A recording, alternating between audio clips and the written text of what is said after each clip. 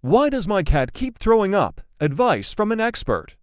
As a pet owner, it can be highly concerning when your furry friend gets sick. Unlike humans, animals cannot verbally communicate how they feel.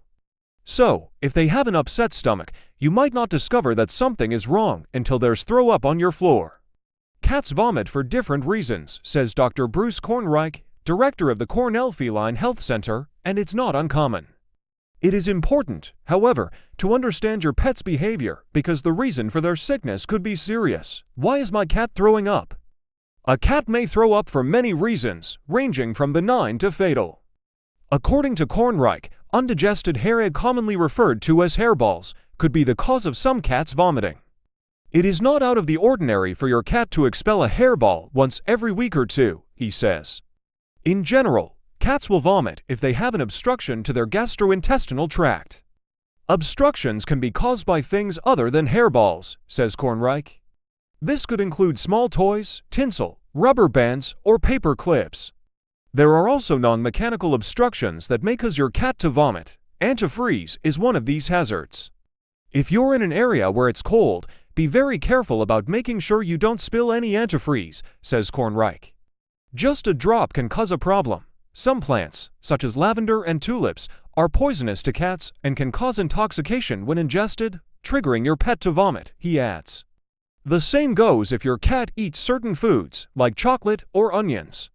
Having a parasite or suffering from constipation, hyperthyroidism, or inflammatory bowel disease may also make your cat throw up, says Kornreich. You should contact your veterinarian if your cat is vomiting more than once per week or is showing other symptoms, such as lethargy, increased appetite, blood in the vomit, increased thirst, increased urination, diarrhea. It is also important to note the difference between vomiting and regurgitating, says Kornreich. In rare cases, cats may regurgitate after eating. Regurgitation is not associated with the heaving noises and abdominal reflexes often seen in vomiting, he adds. What should I do if my cat is throwing up? If your cat is vomiting, you should focus on its frequency, other symptoms, and if blood is present. From there, contact the veterinarian, says Kornreich.